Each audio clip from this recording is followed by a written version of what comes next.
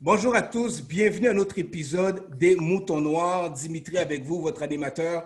Et aujourd'hui, on va parler d'un sujet qui est en train d'être dans la tête de plusieurs personnes, plusieurs parents, plusieurs professeurs. C'est un sujet de controverse et on est en plein dedans. On est à même pas quelques jours de la rentrée scolaire, du fameux retour à l'école. Et en ce moment, il y a des débats. En ce moment, il y a des gens qui se posent des questions. Puis pour vous faire un topo par rapport à ce sujet du retour à l'école, le retour des classes, qui est vraiment un retour qui est très alarmant, qui a des effets secondaires, sans faire de jeu de mots. Le 10 août passé, il y avait notre ministre Jean-François Roberge qui avait fait un point de presse avec monsieur le docteur Arruda et également aussi le ministre, je crois que c'était le ministre de la Santé. Et c'était un beau point de presse, il y avait des belles paroles. Un beau discours, beaucoup de remerciements. On remercie les parents, il a remercié le personnel de support, le personnel de soutien. Tout ça pour qu'après quelques jours, ou je pense même dans la même journée, les parents se posent des questions. Il y a la controverse, il y a du mécontentement, il y a de l'incompréhension et même les professeurs ne comprennent pas ce qui se passe. On n'a même pas écouté les recommandations des professeurs. Mais le gouvernement ne compte pas retourner en arrière. La machine est déjà enclenchée. Cette semaine, c'est le retour à l'école et on va parler des réalités, de qu'est-ce que ça peut soulever au sein de notre société. Et pour en parler avec vous aujourd'hui, j'ai mes collègues, mes acolytes, Partners in Crime des Moutons Noirs. J'ai avec moi Jonathan Razier, père de 2 enfants. What's up, Jonathan? Comment ça va? Très bien, toi, Dimitri. Ça va super bien malgré tout ce qui se passe. On est là, on fait qu'est-ce qu'on a à faire. Et également aussi, j'ai Thelma avec nous, mère également aussi d'un enfant. Thelma, what's up? Hello, hello! Comment ça Ça va va? bien? Ça va bien, toi? Yes, ça va super bien. Et pourquoi je prends le temps de mentionner que vous êtes parents, vous avez des enfants? C'est parce qu'aujourd'hui, on va parler de la réalité de ce que c'est que d'être parent à travers cette controverse. OK? Et vous savez, au Mouton Noir, les gens veulent entendre les vraies choses. So, guys, aujourd'hui, sentez-vous à l'aise, vraiment, comme à l'habitude. On est là pour dire les vraies choses avec toute honnêteté, toute franchise. On n'est pas là pour tourner les coins ronds, comme vous le savez, au Mouton Noir. Donc, je vais commencer par une première question par rapport à toute cette controverse-là, guys. Et la première question que j'ai pour vous, par rapport à ce que j'ai dit, par rapport aux faits, la question est la suivante. Croyez-vous, à l'heure actuelle, que le bien-être de nos jeunes demeure la priorité de notre gouvernement? Hey! Hey, Juste avant vos réactions, je sais que vous en avez quelque chose à dire là-dessus. Ben, ben, Jonathan, je sais pas si... je commence, je vais y aller après. Ben, écoute, tu parlais de nos chers ministres et de notre cher politicien, et sincèrement, le travail qu'ils font présentement, c'est zéro. Pour moi, je trouve que c'est un zéro barré, comme on dit, Avec une euh, grande barre. avec une grande barre comme ça, là. C'est barré. Comment ça? Non, mais Explique-nous un peu pourquoi tellement. écoute, sincèrement, j'en perds la tête ces temps-ci. Je trouve que c'est incroyable comment il se fout complètement de la face, de la tête des parents au travers de tout ce qu'ils sont en train d'implanter présentement. C'est vraiment un jeu. Moi, je le vois Ouais. vraiment comme ça. C'est vraiment un jeu qui est en train d'arriver présentement. Puis, si on veut gagner ce jeu, chers parents, on doit se réveiller sincèrement parce que là, ça fait aucun sens. Donc, selon toi, est-ce que, en ce moment, par rapport à tout ce qui se passe, est-ce que le gouvernement, le ministre de l'Éducation a vraiment à cœur la priorité? Est-ce que sa priorité, c'est le bien-être de nos jeunes? Tel qu'il dit dans ses discours, on veut quand même qu'ils évoluent, l'école, c'est important, il faut qu'ils retournent en classe, il faut qu'ils courtoient ses amis. Avec la situation qui se passe, qu'on va partager, parce que j'ai plusieurs questions pour vous par rapport au port de masque, les mesures d'hygiène, mais j'aimerais savoir, à la lumière des choses qu'on entend, de ce qu'on voit, est-ce que sa priorité, c'est vraiment le bien-être de nos jeunes? Moi, personnellement, je pense pas là, sincèrement. Je crois pas. c'est le bien-être présentement la priorité. Je crois qu'ils veulent vraiment s'assurer que les jeunes puissent retourner à l'école au mois de septembre parce que ça fait déjà beaucoup de mois qu'ils ne sont pas retournés. Maintenant, moi, ce que je me pose comme question à la fin de tout ça, c'est quelles sont vraiment les intentions du gouvernement et des ministres derrière tout ça, parce que sincèrement, quand on parle de retour à l'école, puis qu'on parle que le gouvernement parle déjà d'une deuxième vague, puis tu sais, il y a toute cette histoire-là alentour de ça, de masques et tout ça. Je veux dire, à un moment donné, elle est où la limite derrière tout ça? Et moi, personnellement, je trouve qu'ils font pas une bonne job.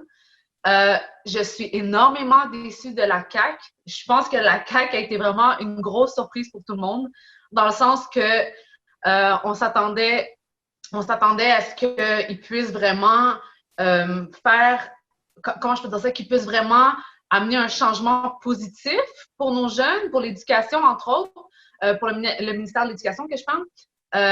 Mais sincèrement, M. Robert, est en train de faire un travail désastreux. Et j'ai vraiment aucune bonne note à dire par rapport à ça. Aucune bonne note? Tu fais des jeux de mots aussi? OK, I get it, I get it. Donc, sinon, Jonathan, toi, je sais que tu es aussi père, tu as des enfants et cette réalité-là, on la vit tous ensemble. Moi aussi, je suis père, mais je veux dire, comment toi, tu vois ça en ce moment par rapport à tes enfants, par rapport au retour à l'école avec le plan qui a été proposé par le ministre? Bien, c'est sûr que je pense qu'ils sont pas prêts à un événement comme ça. Je pense que tout le monde est un peu... tout le monde court comme des poules sans tête un peu partout avec cette situation-là. Je pense qu'il est trop tôt pour savoir qu'est-ce qui se passe. Je pense qu'il faut leur laisser un peu de temps pour je ne sais pas si c'est le bon terme à utiliser, mais tester la chose.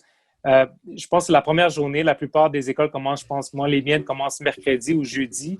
Je connais un ami qui a commencé aujourd'hui, son enfant, à l'école. J'ai parlé avec un membre de ma famille qui est professeur et puis elle m'a exprimé qu'elle ne connaît pas les détails. C'est aujourd'hui même qu'ils vont apprendre c'est quoi les démarches. Ça m'a déçu un peu de voir comment ils n'ont pas pu les faire rentrer un peu à l'avance un peu pour préparer le terrain, poser des questions parce qu'ils ont même les professeurs, même lorsque j'ai posé la question en fait, avant-hier, j'ai posé la question, comment ça va se passer pour toi? Elle, c'est un groupe de 3e année primaire. Elle me dit, je ne sais pas comment, on n'a aucune directive, on n'a même pas eu une rencontre encore. On va aller à la rencontre le lundi, qui est aujourd'hui, même la rencontre qui va se faire. Donc, c'est sûr que pour ma part, de voir qu'il y a beaucoup de néant dans tout ça, ça fait peur un peu. Mais en même temps, il faut leur donner l'occasion de commencer sur le terrain, s'adapter. Je pense qu'après un mois, on va avoir une bonne idée de savoir comment ça fonctionne. La seule chose que je peux dire que je suis content, et je pense peut-être elle ne sera pas en accord avec moi tellement, mais c'est le côté de les envoyer à l'école. Moi, je suis pour le fait de les envoyer à l'école parce que c'est sûr que, peut-être c'est une autre question que tu vas poser, mais je trouve que c'est bon qu'ils ont pensé déjà à ouvrir les écoles pour commencer. Mais c'est sûr qu'il y a plein de questionnements. Écoute, il y a beaucoup de retard depuis la fin de l'année scolaire. Il y a des retards. Je trouve qu'on ne parle pas encore de ça. Qu'est-ce qu'on va faire avec les gens qui sont en difficulté, qui ont pris du retard au niveau de leur programme scolaire? C'est des choses comme ça qu'on doit vérifier. Moi, c'est sûr que j'ai fait ma part. Chaque parent doit faire sa part au niveau de ses enfants. Donc, prendre l'avance durant l'été. Moi, je leur ai donné des directives claires d'études. Donc, ils n'ont pas été en vacances tablette et on joue dehors à chaque jour. Non, il y a eu un temps plusieurs temps par jour qui étaient là pour étudier. Donc, je me suis assuré de faire ma part en tant que parent. Mais je pense qu'il faut leur laisser quand même l'occasion de tester les choses sur ce plan-là qu'ils ont mis en place. En fait, ce plan.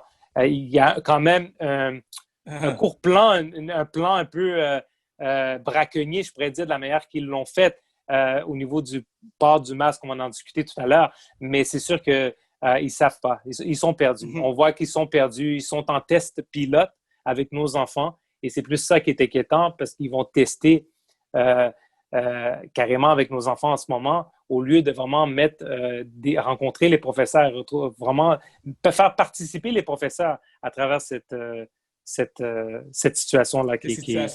Ouais. Mais toi, Dimitri, t'en penses quoi? Moi, personnellement, qu'est-ce que j'en pense? C'est un peu ambigu, je vous avoue, parce qu'en même temps, il n'y a pas trop de certitude, il n'y a pas trop de cohérence. Okay? Je vais m'expliquer pourquoi il n'y a pas trop de cohérence avec leur discours et les mesures qui sont mises en place. Premièrement, OK, on s'entend que le gros du débat ou le challenge, c'est le port du masque. Les enfants vont retourner à l'école avec le port du masque. Certains disent que, bon, comment qu'on va gérer tout ça? Et moi, ce que je trouve un peu qui est controversé, pour répondre à ta question tellement, c'est qu'on s'entend que dans les couloirs de l'école, le 1 mètre, c'est pas possible. Le 2 mètres, c'est encore moins possible. Là, qu'est-ce qui s'est passé? C'est que le ministre de l'Éducation, M. Jean-François Roberge, disait ceci dans son point de presse. C'est que dans la cour de récréation, on a posé la question, dans la cour de récréation, est-ce que le 3e cycle va être les seuls à porter le masque ou les enfants? Comment ça va se faire dans la cour de récréation?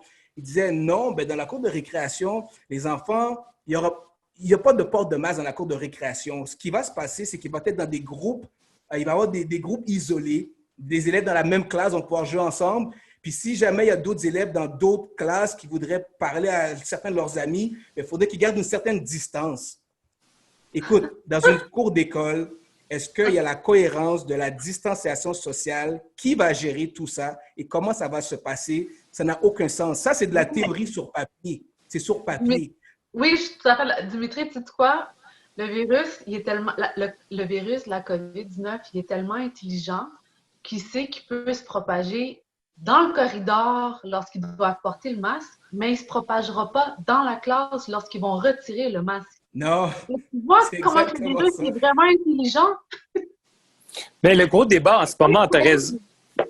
Le débat en ce moment, c'est aussi le fait qu'en ce moment, aujourd'hui même, ils discutent qu'on a sécurisé les enfants à travers leur masque, mais ils ont peur maintenant pour les professeurs. Donc, c'est comme si on s'est concentré sur protéger l'enfant pour pas que l'enfant reçoit supposément le virus à travers un contact avec le professeur, mais les professeurs sont en train de s'exprimer pour dire oui, mais nous qu'est-ce qui va nous... Il y a quand même une responsabilité aussi envers nous. On a des cas où on est en risque en ce moment. Donc, c'est comme si c'était un combat entre on doit-tu... Là, ils parlent de visière, plus que le masque, plus le visière. Puis là, ils se disent oui, mais si on cache le visage, la bouche du professeur, les élèves ont de la misère à suivre parce qu'il y a un contact aussi visuel au niveau de la bouche lorsque l'élève, le professeur parle. Donc, l'élève a tendance à suivre à travers le mouvement des lèvres. Là, on cache les lèvres. Là, ils vont de la misère. Déjà, quand on va au supermarché ou peu importe, ils ont de la misère à nous entendre. Là. Ils sont tous en train de tenir le masque pour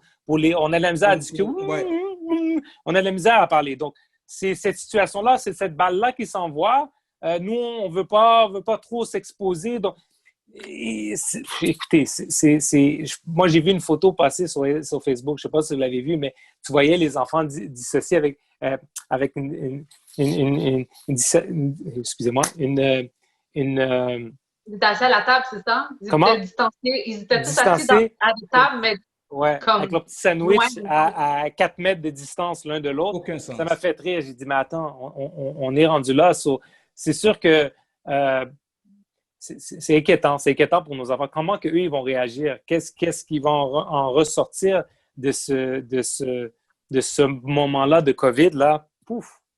Mais tu sais, si on regarde qu'est-ce qui se passe présentement avec l'histoire du masque, avec la distanciation, avec les enfants à l'école, parce que j'ai reçu une feuille de mon fils, plutôt un courriel de mon fils expliquant les procédures à la rentrée. Et ça l'expliquait que les enfants en classe ne portaient pas le masque, devaient le porter dans le corridor ou dans les autres endroits où est-ce qu'il y a la circulation. Ils n'ont pas accès à la cafétéria cette année. S'ils veulent dîner, ils n'ont plus le droit de repas chauds et d'utiliser le four micro-ondes. Ils sont obligés d'amener des repas froids à l'école. Et pour manger, ils sont obligés de manger dans leur classe. Ils n'ont pas le droit de manger à l'extérieur, dans d'autres endroits de l'école. Donc là, je me suis assise avec mon fils, puis je parlais de ça avec lui. Je disais, mais Thorsten, est-ce que tu te rends compte de ce qui se passe? Et lui, ce qu'il me disait, c'est que, tu sais, lui, sa seule préoccupation, c'est ses amis. Lui, tout ce qu'il veut, Ouais. Il veut revoir ses amis, tout ça. Je dis, OK, je comprends que tu veux revoir tes amis, mais est-ce que tu es conscient que tes amis, tu peux les voir la fin de semaine et que durant la semaine, tu n'as pas à vivre ce genre de situation-là? Parce que c'est plus rendu, comment je peux dire ça? C'est plus rendu l'école, là. Ça, c'est rendu une prison. C'est plus rendu une école. On s'entend. Les enfants ne peuvent plus jouer librement, ne peuvent plus s'exprimer librement, ne peuvent plus sourire, communiquer librement. Je veux dire, et avec toute cette dictature-là, parce qu'on va se dire la vérité, c'est de la dictature profonde, totale, je veux dire, comment est-ce qu'on va faire en sorte que les enfants puissent grandir et avoir une perspective du monde et d'avoir une certaine perspective du monde et de voir comment que la liberté, c'est quelque chose d'important et tout le monde a le droit à sa liberté. Et présentement, à l'école, ce qu'ils font, c'est qu'ils sont complètement en train de couper la liberté de nos jeunes. Et à la fin de la journée, pourquoi ils vont à l'école? Ils vont aller en classe. Je lisais un article qui expliquait qu'au primaire, les professeurs sont obligés de faire laver les mains aux élèves le matin lorsqu'ils rentrent, avant la récré, après la récré du matin, avant le dîner, après le dîner, avant l'autre récré, après. Et chaque élève est obligé de se frotter les mains pendant 30 secondes avec du savon dans l'eau. Donc, on imagine un professeur dans une classe avec 20 élèves, à 30 secondes chaque élève en revenant de la récréation. Ça fait combien de temps à la fin de la journée, ça, de perdu juste en lavage de mains? Mais c'est pas juste ça, c'est plus du purel qui va avoir de besoin. Ça va être de la crème parce que ça va irriter les mains. Écoutez, se laver les mains comme ça, puréliser les mains toute la journée, ça n'a aucun sens. Mais par rapport à tout ça… Et tout ça pour un virus dont on voit présentement qu'il n'y a pas de gens qui meurent présentement de la COVID. Il n'y a pas des montées de chiffres présentement. Les urgences ne sont pas engorgées. Quelle pandémie? On parle de pandémie. Quelle pandémie? Je veux dire, si on regarde les chiffres au niveau du Québec et du Canada, là, je ne les ai pas présentement avec moi, mais ça, je les avais vus la semaine passée et quand j'ai regardé ça, je suis restée comme… Ça fait aucun sens, là. Là, on est en train d'utiliser présentement une pandémie pour pouvoir mettre sur pied toutes ces procédures-là. Et c'est des procédures qu'ils ont annoncées que ça va continuer aussi après la vaccination. Donc, on peut-tu se réveiller, s'il vous plaît? Parce que ce n'est pas juste des procédures juste pour cette année, là. Non, c'est sûr, exactement. Et ce que tu dis, c'est tout à fait vrai. Et je te comprends par rapport à ce que tu dis. Mais en tant que parent, vous, en ce moment, parce qu'il y a des statistiques, ils ont remarqué que durant le confinement, les enfants étaient moins malades, OK? Parce qu'ils n'étaient pas en contact aussi souvent qu'avec leurs amis. Et là, maintenant, ce que les parents ils craignent, c'est qu'en allant à l'école, c'est qu'ils attrapent le virus, qu'ils deviennent malades. Maintenant, la question que je vous pose, c'est que vous, en tant que parent, qu'est-ce que vous craignez le plus? Est-ce que vous craignez que vos enfants retournent à la maison avec le COVID-19 ou avec des problèmes respiratoires dus au port du masque? Qu'est-ce que vous craignez le plus? Aucun des deux. En tant que chrétien, je crains pas ces genres de… Vous savez, écoute, aujourd'hui, j'ai emmené ma petite fille à la garderie et puis le vendredi, elle coulait un peu du nez. Elle a un petit écoulement nasal, rien d'alarmant, là. Écoute, ça m'a tout pris pour la ramener lundi. Non, je pense elle est malade. Écoutez, elle a plus d'écoulement. Je sais que c'est des normes qu'on lui a données. Mais je veux dire, il faut avoir un jugement. On est dans cette période où il y a des grippes qui courent. C'est des grippes normales. Les enfants ont des grippes.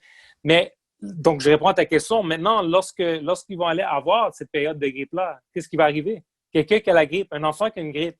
Ils vont baser ça sur des symptômes de COVID.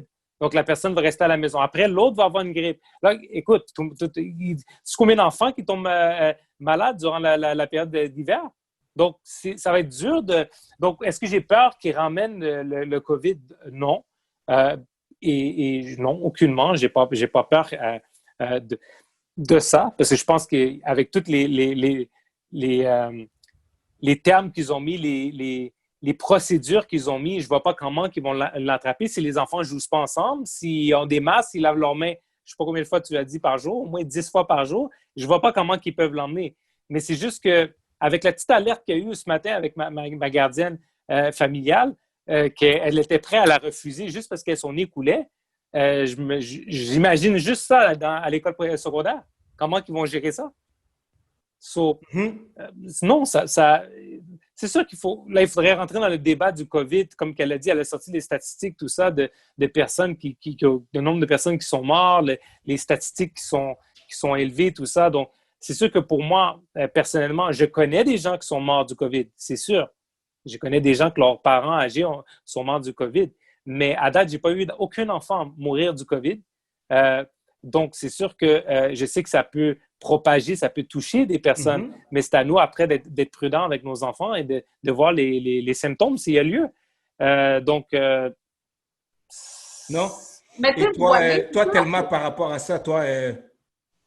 Moi, je pense que là, présentement, ce qu'on vit présentement, c'est le résultat, OK, du manque d'éducation au niveau de la santé dans notre système d'éducation scolaire. Oui, mais par rapport à la question, j'aimerais juste que... Non, mais je vais en venir à ça dans le sens que si on savait comment fonctionne notre corps, de un, on n'aurait pas peur des virus, parce que les virus, ça fait des milliers et des milliers d'années que ça existe, des virus. Il y en a des milliards de virus partout sur la planète, et les virus font partie de notre développement, de notre système. Donc, on n'a pas à avoir peur des virus. C'est normal, un virus, c'est correct. Maintenant, moi, j'ai pas peur. Il y a des virus qui tuent. Je comprends, il y a des virus, le rhume, la grippe, la toux, c'est des symptômes. Il y a des bactéries, il y a des virus. On s'entend plus les gens qui meurent de ces choses-là, de la grippe. La plus grande partie, le plus grand groupe de gens qui sont morts de la COVID de la première phase depuis le mois de février, mars, c'était qui? Ben, c'était les gens âgés dans les CHSLD. Pourquoi? Parce que leur système immunitaire était tellement affaibli de différentes maladies et de d'autres choses comme ça, qui fait qu'eux, ils étaient vraiment propices à mourir de ce virus-là parce que leur système immunitaire n'était pas capable nécessairement de combattre le virus. Maintenant, on prend des enfants qui sont en forme, qui passent leur journée à jouer dehors ou peu importe, à socialiser, tout ça. Et là, ils arrivent dans un environnement où est-ce qu'on leur dit de mettre un masque 60% du temps à l'école ou 50% du temps à l'école. On sait que lorsqu'on porte le masque, on ravale le CO2 qu'on est supposé de se ressortir de notre bouche. Yeah. Et là, bizarrement, on va trouver ça bizarre que tout d'un coup, il y a plein d'enfants qui ont la grippe et que leur système immunitaire est affaibli, tout ça. Mais c'est normal. C'est normal. Le masque, il est là pour ça, pour affaiblir le système immunitaire.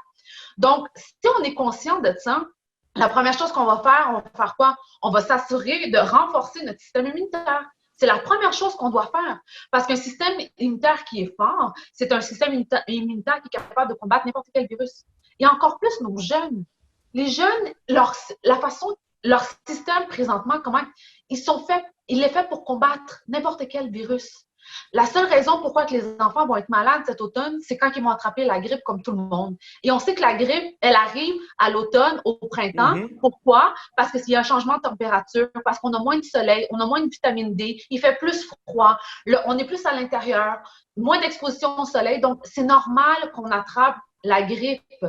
Donc qu'est-ce qui t'inquiète le plus en ce moment, toi? Je comprends Moi, ce qui m'inquiète le plus en ce moment-là, c'est de voir qu'est-ce que le ministre de la Santé va imposer à ces jeunes-là quand on va voir l'augmentation de grippe se faire à l'automne. Moi, j'ai hâte de voir comment il va gérer cette situation-là. Est-ce qu'il va mettre ça seulement sur la faute du COVID ou bien il va être honnête puis il va dire non. La grippe, c'est la grippe, la COVID, c'est la COVID. On va séparer les deux, puis on ne va pas commencer à en faire un drame pour ça. Parce qu'on parle de ils parlent déjà de deuxième vague. Ça fait longtemps qu'ils parlent de la deuxième vague. Il y a eu de la promotion depuis, je pense, le mois de début mai, juin, juillet, d'une deuxième vague. C'est parce qu'ils l'ont déjà préparé. Même si les cas qu'on va avoir cet automne, ça va être vraiment la grippe, ils vont tous utiliser ces cas-là, puis ils vont les tourner en COVID. Juste pour leur donner raison de dire, ben vous voyez, il y a une deuxième vague présentement. Ben, c'est ça qui est je ne sais pas si tu allais rajouter quelque chose. C'est juste que je sais qu'en Ontario, il y a beaucoup d'écoles qui est déjà ouvert. Le système est déjà implanté, déjà ouvert en Ontario. Et déjà en Ontario, il paraît qu'ils rushent en ce moment. C'est très, très compliqué. Ils n'arrivent même pas à suivre la réglementation qui a été donnée en Ontario. Et au Québec, on est réputé pour le système de l'éducation comme qu'elle a La très bien dit. malgérance. Oui, exactement.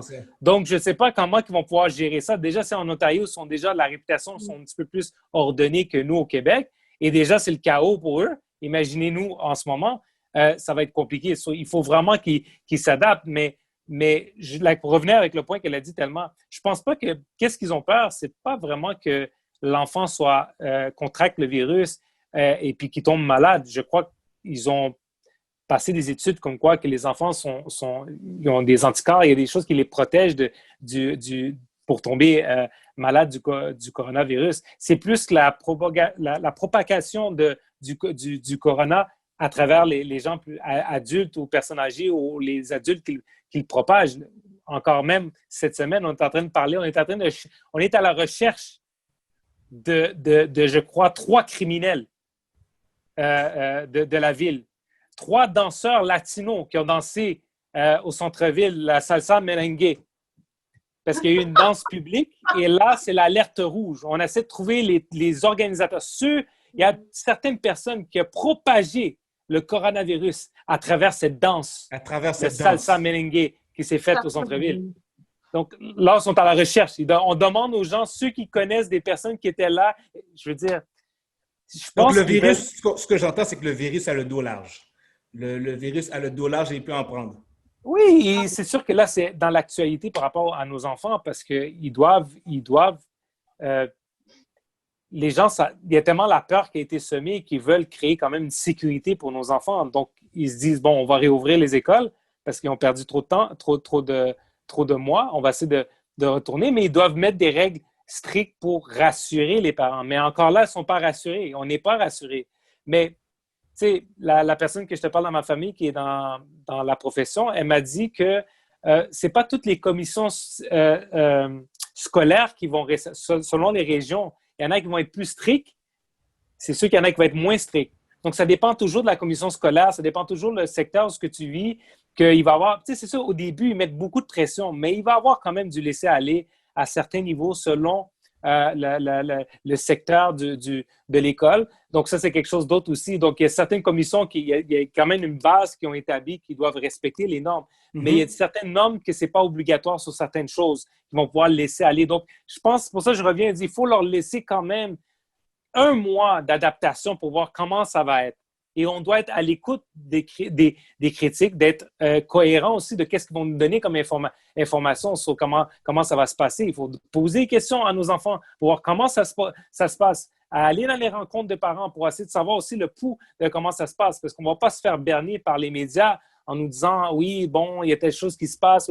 Non, il faut être encore plus impliqué avec nos enfants dans leurs écoles en ce moment, parce qu'avec tout ce qui se passe, on ne peut pas se permettre de juste avoir un regard sur les médias seulement Non, on doit s'impliquer un peu plus, oui. Parfait. Et j'aimerais savoir, par rapport à tout ça, est-ce que vous, en tant que parent, vous seriez prêt à garder vos enfants à la maison pour leur donner de l'éducation ou les envoyer à l'école, ça ne vous dérange pas du tout, mais est-ce que vous seriez prêt de les garder à la maison pour qu'ils apprennent au lieu d'aller vivre tout ce scénario-là, tout ce brouhaha-là, toute cette controverse dans l'école? Je connais le point. Je connais son point. Vas-y, tellement. Mais je connais déjà sa position. Mais moi, je suis présentement en train de faire le processus d'école à la maison pour que mon fils puisse le faire cette année. Donc, c'est au travers de l'Association québécoise. Attends, comment ça s'appelle? L'Association québécoise pour l'éducation à domicile. J'oublie tout le temps le nom. Donc, c'est au travers de ça que je fais mes recherches aussi. Je suis en train de comparer le modèle québécois ici au Québec versus un modèle qui est français, qui est un modèle international. Juste pour qu'on soit en contexte, toi, tu as plusieurs enfants. Tu as un enfant, il y a quel âge? Il était au secondaire? Oui, est-ce qu'il est au primaire? Oui, Tarson a 14 ans. Cette année, il va en secondaire 3. Donc, et pourquoi à la maison? Parce que je pense que le secondaire, ils peuvent déjà le faire en ligne, si je me trompe. Ça dépend des écoles. Il y a des écoles que les enfants ils vont devoir être présents 5 jours semaine. Il y en a d'autres qui ça va être 3 jours semaine, tout dépendamment. Mais moi, la raison pour laquelle je le fais cette année avec lui à la maison, c'est vraiment considérant la situation présentement, c'est pas vrai que mon fils va passer la journée avec un masque dans la face. Non. Donc, Oui, mais c'est je ça, c'est juste mon essayer de opinion comprendre, personnelle. parce que là, tu m'étonnes un peu, parce que je juste essayer de comprendre. Est-ce que le virus te fait douter? Est-ce que tu as peur? Ou qu'est-ce qui fait en sorte que tu préconises l'éducation à la maison? Et tu as dit cette année, parce que là, déjà, on arrive en septembre. C'est ça commence quand ce programme-là? Oui, Le pourquoi programme commence avec l'année scolaire. de cette manière-là? Le programme commence avec l'année scolaire. Et, Donc là, en ce moment, en septembre. ouais, ouais, exactement. Et c'est lorsqu'on fait l'éducation à la maison, il faut vraiment comprendre que c'est le parent qui doit amener un support à l'enfant la plupart du temps. Et au travers des heures qu'il va devoir mettre à la maison pour pouvoir pour pouvoir avancer dans son programme, il y a aussi différents groupes, associations de parents qui existent et d'enseignants qui sont mis sur pied. Lorsqu'on a besoin d'aide, un tuteur ou quoi que ce soit, ils peuvent nous donner les ressources qu'on a besoin, l'aide qu'on a besoin. Donc, c'est bon pour les parents qui sont prêts à mettre un peu de travail aussi avec leur enfant. Mais en même temps, moi, personnellement, ça n'a rien à voir avec le virus. C'est comme je te dis, personnellement, j'embarque pas dans cette histoire-là. Mais si ce n'était pas pour le virus, on s'entend que ça serait l'école normale. Non, je veux dire, le choix que tu as pris, ça a été influencé par le Oh oui, COVID. tout à fait, tout à fait. Puis, je veux dire, et présentement, il y a des milliers de parents qui adhèrent à ce programme-là cette année à cause de ce qui se passe. Écoute, je regardais sur Facebook des groupes dans lesquels je me suis joint. Il y a même des professeurs qui ont laissé leur vocation de professeur pour rester à la maison pour pouvoir éduquer leurs enfants cette année, leur donner la scolarité à la maison cette année parce qu'ils refusent que leurs enfants soient dans ce genre d'environnement-là. Donc, c'est pas juste les parents, c'est les professeurs aussi. Et encore là, ce qui va sûrement arriver, c'est qu'on va peut-être être à court de professionnels à cause de ça. Mm-hmm. C'est ça qui va À cause arriver. de ça, à cause des parents qui décident de garder leur enfant à l'école, à la maison. Non, à cause de professeurs qui sont parents et qui décident comment je peux dire ça, de choisir le bien-être de leurs enfants en restant à la maison avec eux plutôt que d'aller à l'école et de faire leur vocation. OK. J'ai une autre question, mais avant, j'aimerais entendre l'avis de Jonathan par rapport à ça, par rapport à l'école à la maison. C'est sûr que l'école à la maison, je comprends son point. Si tu as les moyens de le faire, je veux dire, si tu travailles à la maison toi-même, tu fais du télétravail, il y a moyen que ton enfant reste à la maison, oui. Ce n'est pas une réalité pour tout le monde. Il y en a beaucoup qui travaillent à l'extérieur, donc comment faire? L'enfant ne peut pas rester seul à la maison. Donc, ça dépend toujours de la position de ton travail, le style de travail que tu as. Si tu as les moyens de te permettre de rester à la maison, c'est bien. Moi, je penserais plutôt au niveau de l'enfant, l'évolution de l'enfant. Je veux dire, là, il va être à la maison chez toi. Ton fils va être à la maison et il va avoir aucun ami. Il va être constamment à la maison. Il va sortir peut-être de temps en temps en pause pour aller jouer au soccer tout seul dans ton quartier. Après, il va retourner constamment isolé. On est déjà dans une société qui est complètement, en fait, imbu de soi-même dans le sens les jeunes sont constamment sur leur tablette. Moi, quand j'étais jeune, je jouais au parc, je jouais au hockey, je jouais dans la rue. Il n'y avait pas d'histoire de tablette et tout ça. Donc, c'est sûr que là, on est vraiment concentrés. Les enfants, on les a appris à être non sociales, on peut dire. Et je pense que ça ne va pas les aider pour... Même l'intimidation. Tu sais, je sais on parle beaucoup de l'intimidation à l'école je suis contre ça et on doit protéger nos enfants. Mais l'intimidation peut amener quelque chose à un enfant. Ça leur permet de se défendre plus tard dans la vie. Si tu n'es pas intimidé, rien va. Tu n'as pas je ne dis pas bousculade physique, mais juste qui traite ton caractère. Tu as un enfant qui te taquine, mais rendu quand tu vas avoir 20 ans, tu vas aller trouver ta première job où tu travailles chez ton employeur te crée après, tu vas pleurer. Si tu n'es pas habitué d'être corrigé, tu n'es pas habitué d'avoir des différents échanges d'opinions avec des personnes. Donc, je pense que s'isoler comme ça, isoler nos enfants, non. Je comprends que ce n'est pas par peur du virus, c'est juste que tant qu'à être, selon elle, qu'est-ce qu'elle essaie d'exprimer, c'est tant qu'à être emprisonnés avec des masques, pas le droit de parler avec des amis, ça revient au même. Comme je vous dis, je pense qu'au début, c'est cette façon-là qu'ils essaient de peinturer la façon que ça va être au niveau scolaire. Mais je pense qu'il va y avoir de plus en plus, il va y avoir une adaptation. Ils vont permettre que les enfants puissent jouer un peu plus. Je pense qu'il va y avoir quelque chose qui va se passer. Mais au moins, ils ont un contact avec du social, ils ont un contact avec des gens. Donc, c'est quoi? Les fins de semaine qu'ils vont voir leurs amis? Écoute, je veux dire, je pense que... Ça vient vraiment de chaque parent, de comment ils veulent s'organiser par rapport à ça. Comme moi, par exemple, c'est quelques heures qu'il doit mettre par jour pour ses études. Et en après-midi, il va toujours avoir des activités différentes à chaque jour qu'il va pouvoir faire. Entre autres, son activité préférée qui est le soccer. Donc, 3-4 fois par semaine en après-midi, il va prendre des séances de coaching avec un coach, puis il va pouvoir peaufiner le soccer, quelque chose qu'il veut faire. Pour lui, c'est un rêve de jouer au soccer. Donc, déjà là, ça va être une façon pour lui de pouvoir y mettre plus d'heures et de pouvoir continuer à aller à l'école quand même. Et sincèrement, personnellement, je ne m'en fais pas avec l'histoire d'isolation parce qu'à la fin de la journée, l'isolement va se faire seulement par rapport à l'ambiance à la maison, à l'environnement à la maison, comment que le parent va gérer ça. Parce que l'isolation veut pas, à 14 ans, c'est pas d'être à la maison, faire l'école à la maison à 14 ans versus 6 ans, 7 ans, c'est pas la même chose. Il y a 14 ans, il a déjà vécu une grosse partie de son temps, de ses années à l'école, il sait comment c'est. Maintenant, son focus présentement, c'est vrai.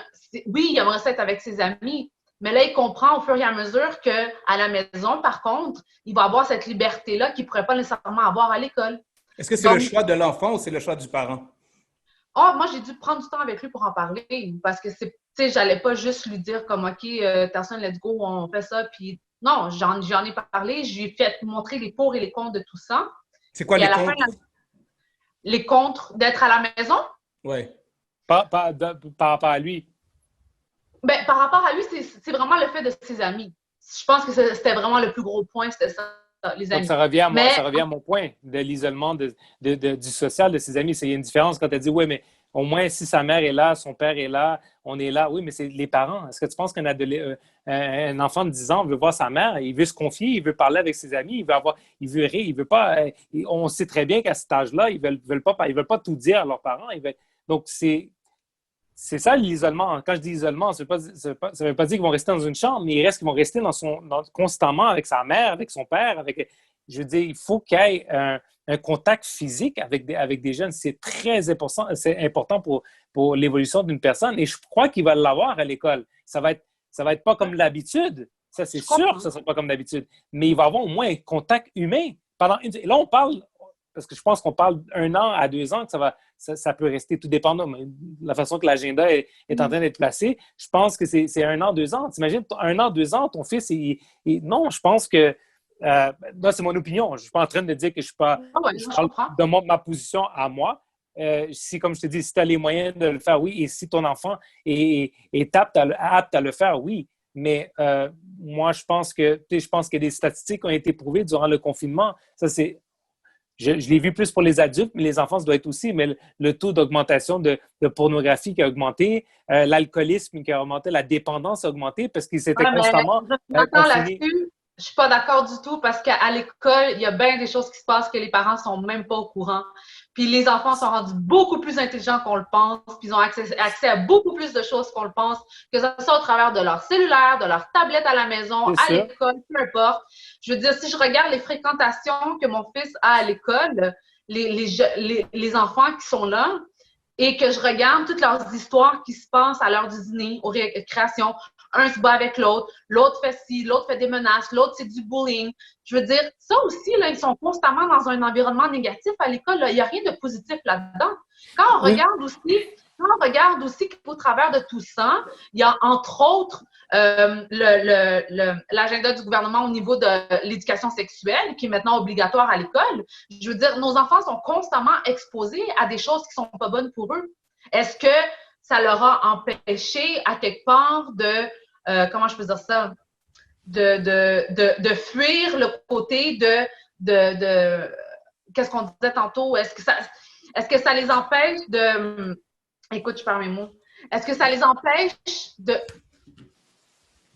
Je reformule ma phrase, OK? Quand un enfant se fait faire du bullying à l'école, OK? C'est un stress pour un enfant, OK? C'est un stress pour un enfant. Mon fils l'a vécu, puis je sais c'est quoi. Donc, quand un enfant il vit du bullying, c'est un stress constamment. Il n'est pas capable de manger, il n'est pas capable de suivre ses cours, il se fait toujours réprimander parce qu'il passe son affaire. Il est constamment en chicane avec les gens alentour de lui parce qu'il y en a un qui le traite de nom ou que l'autre essaie de défendre l'autre ou quoi que ce soit. Hey, c'est du stress à longueur de jour. Quand je sais que je peux éviter tout ce stress-là à mon fils et qu'il est à la maison, que pendant 3-4 heures par jour, il va se mettre à ses études, puis qu'en dehors de ça, il va pouvoir faire les activités qu'il aime, qui lui plaît et tout ça, sans devoir avoir à gérer tout ce stress-là au quotidien. Ben moi, personnellement, je me dis, let's go, on va rester à la maison, puis après tes heures d'études, ben, tu vas pouvoir faire les activités que tu veux, tout simplement. Donc, si je comprends bien par rapport à tout ça, et je ne veux pas en faire un cas non plus, j'ai une question par rapport à ça. Et de ce que je vois, c'est comme si je vois qu'on est plus réactionnaire. Est-ce qu'on dit réactionnaire, réactif? Réactif. On est plus réactif. C'est que, ce que j'ai compris, c'est que la COVID, la situation, la controverse pousse les gens à prendre des décisions qu'en temps normal, ils n'auraient pas prises. Donc, ce que j'ai entendu de ce que tu as dit, Thelma, c'est que moi, je veux éviter à mon fils de vivre certaines choses. Je veux éviter qu'il vive ce stress. Je veux éviter tout ça. Donc, le système nous pousse à prendre des décisions qu'en temps normal, dans la vie courante, on n'aurait pas pris de cette manière-là. Par exemple, sans sortir du sujet, je sais qu'il y a beaucoup d'églises durant la pandémie, ils ont toutes été online, en ligne. Et là, c'est des choses qui ont fait en sorte que la pandémie a poussé des ajustements. Mais maintenant, ces ajustements-là ont éloigné beaucoup de gens. L'école, avec le port de masque, la controverse, là, on éloigne les enfants du système de l'éducation. Tout ça, est-ce que ce n'est pas un agenda qui a déjà été planifié et nous, on est juste en train de suivre la pensée qu'ils veulent qu'on suive? Enlever les enfants de l'école, enlever les gens des milieux religieux, éloigner-les de la vie sociale. Et c'est ce qui me pousse à ma prochaine question. C'est que lorsqu'on parle de... Les gens sont toujours un peu sceptiques. Ils sont toujours un peu apeurés lorsqu'on parle de conspiration ou qu'on parle de théorie du complot. Mais ce sont des choses qui existent et c'est présent. Donc, croyez-vous que notre système d'éducation, à quelque part, est contrôlé par les big boss ou les élites? Ou est-ce qu'il y a un agenda réel pour l'avenir de nos enfants où on veut les éloigner du système scolaire et c'est ça que ça donne? Ça donne aux parents plein de choix autres que de les amener à l'école. Est-ce qu'il y a une conspiration derrière tout ça qui pourrait exister, selon vous, par rapport à la manière que le système est en train de nous faire réagir? Ben, je ne vais pas utiliser le mot conspiracy dans tout ça. Je pense que c'est beaucoup plus gros que des conspiracies, qu'est-ce qui se passe présentement. De mon opinion personnelle, de ce que je vois aller, c'est que le gouvernement est vraiment en train d'imposer, si je peux dire, une nouvelle forme de faire les choses. Si on regarde nouvelle forme de faire les choses. Ouais, non, on ne parle pas de conspiration. Non, je ne veux pas utiliser le mot conspiration parce que le mot conspiration, comme on le sait, c'est un mot qui a été mis sur pied par la CIA dans les années 60 quand il y avait eu l'assassinat de John F. Kennedy. Et le mot conspiration avait été mis sur pied par la CIA pour que les gens, en entendant conspiracy, qui se disent ben c'est pas vrai, puis tout ça, parce qu'ils voulaient éloigner les gens de ce qui se passait vraiment par rapport à l'assassinat de John F. Kennedy. Donc, c'est pour ça que je trouve que ce mot-là ne va pas avec la situation qu'on vit présentement. Ça n'a rien à voir avec une conspiracy. Ça a à voir avec le fait qu'il y a un changement au niveau international qui est en train de se faire. Il y a énormément de choses, que ce soit gouvernementale, l'éducation familiale, l'économie, tout ça. Tout ça est en train de changer présentement. Et je crois que les gens doivent être beaucoup plus alertes à ces changements-là et non seulement se conformer aux changements. On voit beaucoup d'associations présentement, de fondations, entre autres la fondation, il y a une fondation québécoise pour aider pour le droit et liberté du peuple. Excusez-moi si je me trompe dans le nom, mais c'est une fondation qui est en train de faire un travail incroyable au niveau du Canada et du Québec. Eux sont vraiment en train d'ouvrir la conscience des gens, de leur exposer vraiment ce qui se passe dans le gouvernement et qu'est-ce qui se passe dans la société. Et je pense qu'on en est rendu là présentement. C'est de voir qu'est-ce qui se passe vraiment et comment on va agir par rapport à qu'est-ce qui se passe. Et si on touche comme on touche depuis tantôt le volet de l'éducation, les masques et tout ça, moi, je pense qu'en tant que parent, à la fin de la journée, arrêtons de toujours être sur Netflix, puis arrêtons de toujours avoir du fun toute la journée, puis penser que la vie est belle, puis que tout est correct, tout est beau. Puis non, il y a beaucoup de choses qui se passent présentement, puis on a besoin de s'ouvrir les yeux. On a vraiment besoin de comprendre que nos enfants sont en train d'être endoctrinés, si on peut dire, d'une certaine façon. Et c'est drôle parce que si on regarde qu'est-ce qui se passe en Chine, comment leur système d'éducation, leur système sociétal et tout ça, de voir comment que le communisme est en train de prendre une grande place présentement ici au Canada parce qu'ils sont en train d'implanter énormément de choses, énormément de lois et de règles qui sont très communistes. Et ça, il faut vraiment faire attention parce qu'on a beau dire que le Canada est un pays libéral, mais la vérité, c'est que le Canada est en train de se faire engouffrer. Le Canada est en train de se faire piétiner dessus et on est vraiment en train de prendre une directive complètement différente de la civilisation, de la société libérale on a toujours pensé qu'on était. Parce que là, c'est plus le cas présentement. Si on laisse le gouvernement continuer à nous imposer des choses comme le port du masque à nos enfants à l'école, bien, oubliez ça. Le gouvernement va pouvoir faire ce qu'il veut avec nous dans 5 ans. Là. Et c'est ça où est-ce qu'on en est présentement. On doit se lever et on doit démontrer notre désaccord face à ces choses-là. Parce que si on est toujours en accord, puis si on se dit que tout est correct, puis on se trouve toujours mille une excuse pour accepter ce manque de liberté-là qu'on est supposé d'avoir, ben oubliez ça.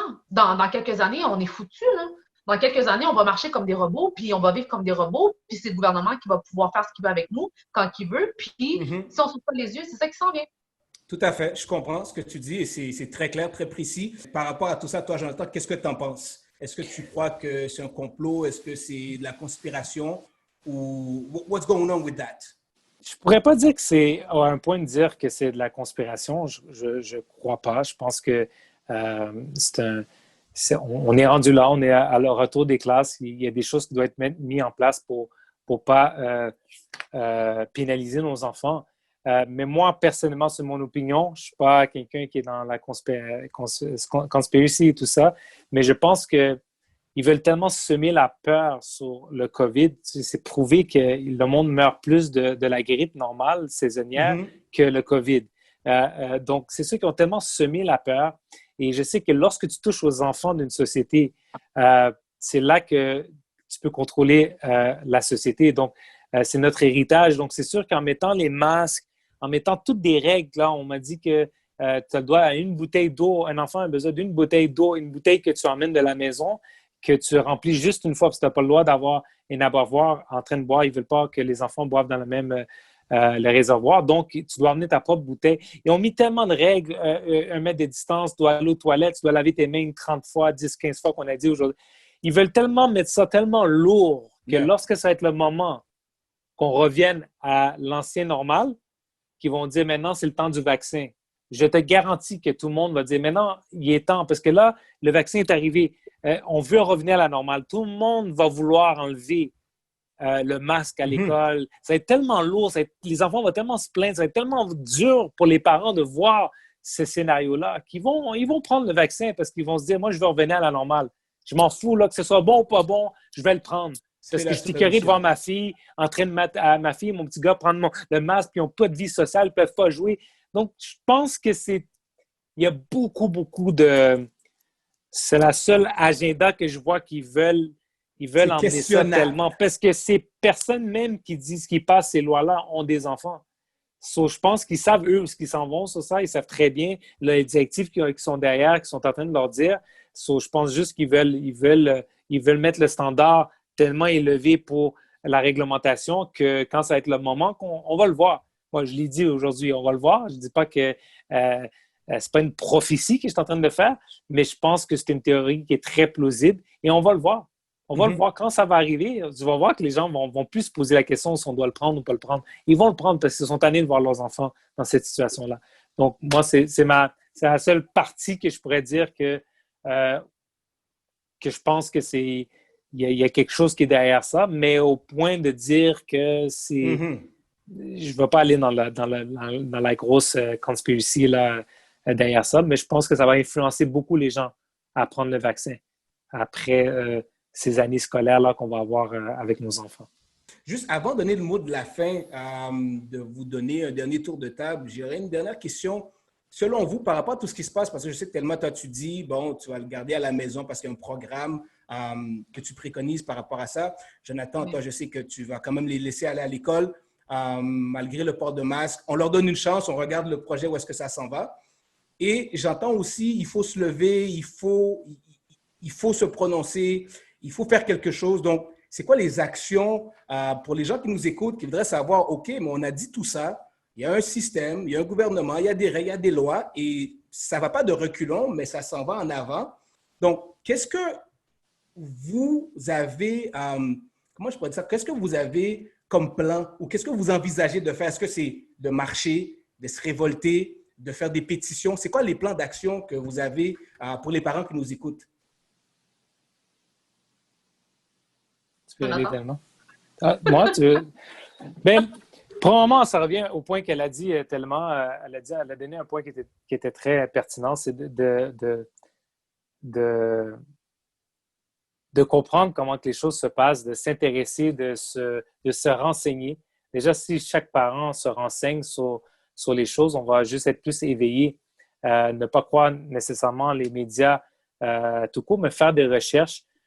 Donc, sortir un petit peu plus éveillé sur certains, que ce soit mouvements ou certains, sur la politique ou certaines positions, lois qui sont en train de passer sous notre nez. Donc, on doit, c'est clair, la parole de Dieu nous dit que l'homme va périr par manque de connaissances. Donc, on doit s'intéresser aussi aux médias. Moi, j'aime toujours donner ma perspective en tant que chrétien parce que je pense que on est appelé à être éveillé en tant que chrétien sur les choses spirituelles, mais on doit aussi être éveillé dans les choses aussi actuelles de notre société. Et des fois, on n'arrive pas à... On dissocie un. Donc, dès qu'on s'intéresse trop aux choses de la société, c'est comme si tu t'éloignes de Dieu. Pourtant, non, ça va ensemble. Donc, je crois qu'on doit, en tant que chrétien, de s'intéresser, en tant que croyant, en tant que chaque citoyen aussi. Yeah. Mais je parle de mon point de vue en cas où il y a des gens chrétiens qui sont là, qui se disent, moi, mais pourquoi lui, il ne prend pas position, il ne parle pas de la Bible, pourquoi il me parle des sujets de la société? Bon, tu parles de l'école, tout ça, mais c'est parce que on vit dans une société, on vit dans le monde. Donc, on doit s'intéresser aussi aux choses pour pouvoir être capable de pouvoir prendre position selon nos valeurs, nos principes. Donc, qu'est-ce qu'on doit faire? C'est déjà inculquer nos enfants, nos valeurs, montrer aussi la réalité qui est cachée. Donc, il y a des choses qui sont cachées, il y a des lois qui passent, il y a l'avortement qui sont en train de légaliser à je ne sais pas combien de mois, je pense, sont rendus à 9 mois maintenant, l'avortement peut se faire. Et ça, personne n'en parle. Il n'y a pas eu de débat sur ça. Mais à 9 mois, tu peux tuer un enfant. À 9 mois, écoute, c'est un bébé. C'est carrément un bébé. Donc, tu sais, mais ça, on n'en parle pas. C'est normal. Et donc, je veux dire, je pense qu'est-ce qu'on doit faire, c'est qu'on peut s'élever comme communauté pour les mêmes droits, d'une manière passive toujours. Donc, pas aller pacifique plutôt, excusez-moi, d'une manière plus pacifique, donc sans user de violence. Donc, il y a plein de courants qui se passent en ce moment avec le masque, le port du masque. Donc, il y a des gens qui sont contre ça et c'est correct.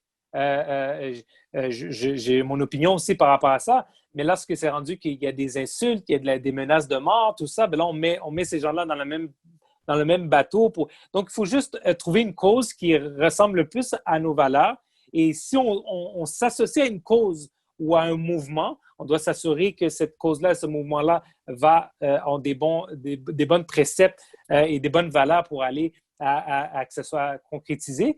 Mais je crois que si déjà notre milieu, notre entourage, on peut les éduquer, on peut les aider à passer à travers ces moments difficiles à travers des recherches et du savoir, je pense que c'est déjà un très grand pas qu'on avance, mais je crois que c'est juste de se cultiver. Je pense que c'est ça, on doit chercher à trouver une vérité à travers qu'est-ce qui est dit aux médias et qu'est-ce que nous, on peut aller chercher comme information. Et après, c'est une question d'opinion aussi. Mais déjà, moi, personnellement, je fais ma part. J'essaie en fait, de donner lumière à des gens qui sont peut-être naïfs dans certaines positions. Je vais essayer de donner mon opinion. Mais après, c'est sûr que et des faits. Et après, c'est à la personne de choisir le camp, de quel camp que la personne veut suivre. Exactement. Et Théma, tu aimerais rajouter quelque chose là-dessus avant qu'on conclue? Je trouve que les points de Jonathan sont vraiment très bons points. Avoir de la connaissance, je crois que c'est vraiment le point numéro un que je trouve qui est super important. Comme disait Jonathan, de s'informer, de savoir qu'est-ce qui se passe, d'être curieux aussi. Et je trouve ça dommage parce que je te donne un exemple. Je vous donne un exemple. L'autre fois, je regardais, parce qu'on parlait de marche, et il y a différentes marches qui ont été mises sur pied ces dernières semaines, entre autres par la fondation que je vous parlais tantôt, mais il y a d'autres groupes aussi qui ont fait des marches. Et c'était des marches pacifiques, des marches vraiment pour montrer au gouvernement comme « Hey, on est là, on sait qu'est-ce qui se passe et on est contre qu'est-ce qui se passe. » Et c'était des marches qui ont été faites sans violence, comme je disais, très pacifiques et tout. Mais il y avait des milliers de personnes présentes lors de ces marches-là et on n'en a jamais entendu parler, ou peut-être on en a entendu un petit peu parler dans les médias, mais jamais dans l'ampleur que ces marches-là avaient vraiment pris. Et comme vous voyez, et une chose que j'ai remarqué, et vous allez peut-être, je ne sais pas si vous allez être d'accord avec moi, mais une chose que j'ai remarqué dans ces marches-là, c'est que la plupart des gens qui étaient présents, c'était des Québécois. Et je me suis posé la question, je dis comment ça se fait que dans des marches comme ça, je ne vois pas de gens de différents milieux culturels. Et j'ai réalisé que souvent, qu'est-ce qui se passe présentement, c'est que, et c'est dommage, mais qu'est-ce qui se passe présentement, c'est que dans nos tu sais, je veux dire, je suis portugaise, vous êtes haïtien, Jonathan, martiniquais, et dans nos communautés, les gens ne parlent pas de ce qui se passe présentement. Les gens sont très pacifiques avec les situations, surtout avec qu'est-ce qui se passe à l'école et tout ça. J'entends personne se plaindre de ça. Tout ce que je vois, c'est la population québécoise se lever et dénoncer ces affaires-là. Mais de nous, dans notre communauté, il n'y a rien qui se passe. Et moi, je trouve ça aberrant. Je trouve ça, c'est impensable. Ça veut-tu dire qu'on n'est pas en train de faire notre devoir présentement en tant que citoyen? Est-ce que ça veut dire que présentement, l'éducation de nos enfants, c'est pas nécessairement notre priorité, ou l'environnement dans lequel ils vont être exposés dans les prochains mois, c'est pas nécessairement notre priorité, ou bien, je sais pas qu'est-ce qui se passe, mais c'est pas normal.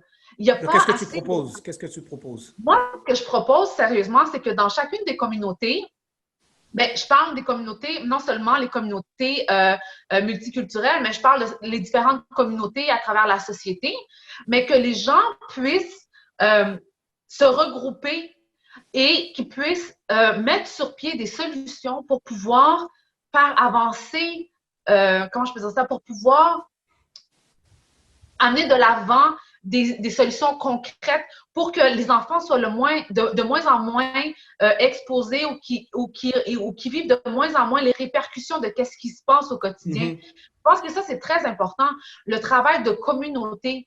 Et ça a été de plus en plus prouvé, justement, que dans une société qui est en santé, une société qui va bien, c'est dans cette société-là, on retrouve une multitude de petites communautés qui se mobilisent et qui s'entraident ensemble. Et c'est ça qui manque présentement. On doit s'entraider, on doit faire passer le message, faire passer l'information. On ne peut pas juste garder l'information pour nous. Moi, je veux dire, au quotidien, j'aime ça partager les choses, l'information que j'ai. Il n'y a pas grand monde qui réagisse à cette information-là. Mais maintenant, pourquoi qu'ils ne réagissent pas, je ne sais pas. C'est-tu parce qu'ils s'en foutent? C'est-tu parce que pour eux, c'est des choses qu'ils ne comprennent pas, fait qu'ils ne savent pas trop comment gérer cette information-là? Mais c'est important de faire comprendre aux gens qu'est-ce qui se passe présentement dans notre société et tous ensemble d'amener des solutions pour faire en sorte qu'on soit le moins affecté possible par ces choses-là. Donc c'est s'éduquer, je crois que, comme Jonathan disait, c'est s'éduquer, c'est amener un impact, c'est comprendre ce qui se passe, c'est d'être au courant, de se renseigner, d'avoir de la connaissance. D'être proactif, exactement, c'est le mot. D'être proactif dans notre communauté. Yeah. Ouais, et ça va pouvoir faire la différence. Mais en tout cas, merci d'avoir été parmi nous à cet épisode des Moutons Noirs sur le retour à l'école alarmant et les effets secondaires. Alors, j'espère que vous avez apprécié cet épisode et surtout, n'hésitez pas à commenter. Laissez-nous vos commentaires. On veut entendre votre point de vue en tant que parent, en tant que gens de cette société. Laissez-nous savoir qu'est-ce que vous en pensez, que vous soyez d'accord ou en désaccord. Tout le monde a droit à son opinion aux Moutons Noirs. Donc, laissez vos commentaires et surtout, regardez le lien en bas, subscribe sur la page YouTube Les Moutons Noirs Podcast. Donc, on se revoit très bientôt dans un prochain épisode. Merci.